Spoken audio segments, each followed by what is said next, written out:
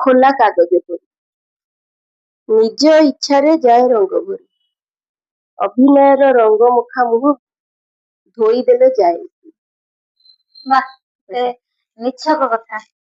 ମାନେ ତ ଜଣେ ମହିଳା ହିସାବରେ ଯେତେବେଳେ ଆପଣ ଲୋକମାନଙ୍କର ସୁଖ ଦୁଃଖ କି ତାଙ୍କର ଅସୁବିଧା ସହିତ ଆପଣ ପରିଚିତ ହୁଅନ୍ତି, ସେତେବେଳେ ସମାଜର କେଉଁ ରୂପ ଆପଣଙ୍କ ସାମ୍ନାକୁ ଆସେ?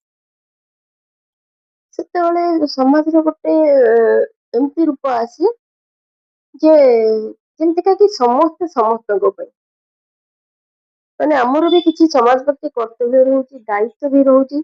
ଆମେ ଯଦି ଆମ ଘର ପାଖରେ ଯଦି ପଡୋଶୀ ଯଦି ଆମର କି ପଡିଶା ଘର ଯଦି ରହୁଛି ସେ ଯଦି ଉପାସରେ ରହିଲା, ଆମେ ଯଦି ଖାଇ ପିଇକି ରହୁଥିବା ମାନେ ସେଇଟା ମାନେ ଆମର ମାନେ ଗୋଟେ ଭଲ ସାମାଜିକ ବ୍ୟକ୍ତି ଭାବରେ ସେ ଗଣାଯିବନି।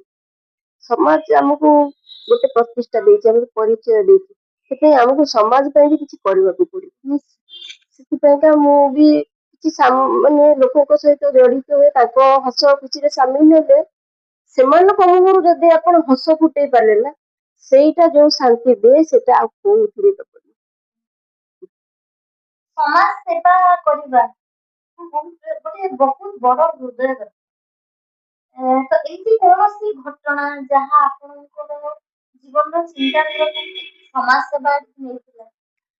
ଗୋଟେ ପିଲାଟେ ସେ ସବୁ ଆସେ, ମୁଁ ଯେତେବେଳେ ମାନେ ନୂଆ ନୂଆ ବୋହୂ ହେଇଥିଲି, ସେ ଆସେ ସବୁ ଏଇ ଯୋଉ ପାମ୍ପଡ ବିସ୍କୁଟ ସବୁ ବ୍ୟାଗରେ ଧରିକିରି ଆସେ ବିକ୍ରି କରିକିରି।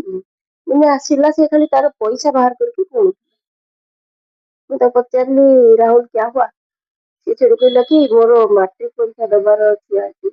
ନାଇଁ ଆଣ୍ଟି କହିଲେ ଭାଉଜ ମାଟ୍ରିକ ପରୀକ୍ଷା ଦେବାର ଅଛି, ମୋର 310 ଟଙ୍କା ମତେ ସର୍ଟ ହଉଛି, ଆଉ ମୋର ସେଇଟା ଏଇଟା ବିକ୍ରି ବର୍ଷା ବି ସେ ପ୍ରବଳ ହଉଥାଏ, ମୁଁ ଏଇଟା କେମିତି ବିକ୍ରି କରିବି, ପୁଣି ମୋର ଇଏ ସରିଯିବ 3ଟା ନା 4ଟା ଯାଏ ତାର ଟାଇମ ଥିଲା, ସରିଯିବ ମୁଁ କଣ କରିବି? ସେତେବେଳେ ମୋ ପାଖରେ ମାନେ ମୁଁ ପଇସା ପତ୍ର ଇଏ ରଖେନି, ପଇସା ପତ୍ର ଶାଶୁଙ୍କ ପାଖରେ ଥାଏ। କିନ୍ତୁ ମୋର ବାପ ଘର ପାଖରେ ମୁଁ ଯାଇଥିଲି, ସେ କଣ ପଇସା ଦେଇଥିଲେ ମତେ ଗୋଟେ 500 ଟଙ୍କା ଦେଇଥିଲି ନେଇକି ଆସି। ସେ ସେଠୁ କହିଲା ମୋ ପାଖରେ ଇଏ ନାହିଁ, ଫେରେଇଲା ତୁ ନେଇକି ଯା, ତୁ ଜଲ୍ଦି ଜଲ୍ଦି ଯା। ମାନେ ମୁଁ ତାକୁ ସେଦିନ ସେଟା ଲୁଚେଇକି ଦେଇଥିଲି, କାହିଁକି ସ୍ତ୍ରୀ ଲୋକମାନଙ୍କର ସ୍ୱାଧୀନତା ନଥିଲା, ଦେଇଥିଲି ସେଇଟା। ତାପରେ ସେ ସେଇଠୁ ମୁଁ ତୁ ଯା, ଯେତେବେଳେ ତୋର ହେଇଯିବ ମତେ ଆଣିକି ଦବୁ ବୋଲି କହିକି ତାକୁ ପଠେଇଥିଲି। ମୁଁ କିନ୍ତୁ କିଛି କଥା ମୋ ସ୍ୱାମୀଙ୍କୁ ଲୁଚାଏନି, ଯାହା ହୁଏ ପ୍ରତିଦିନର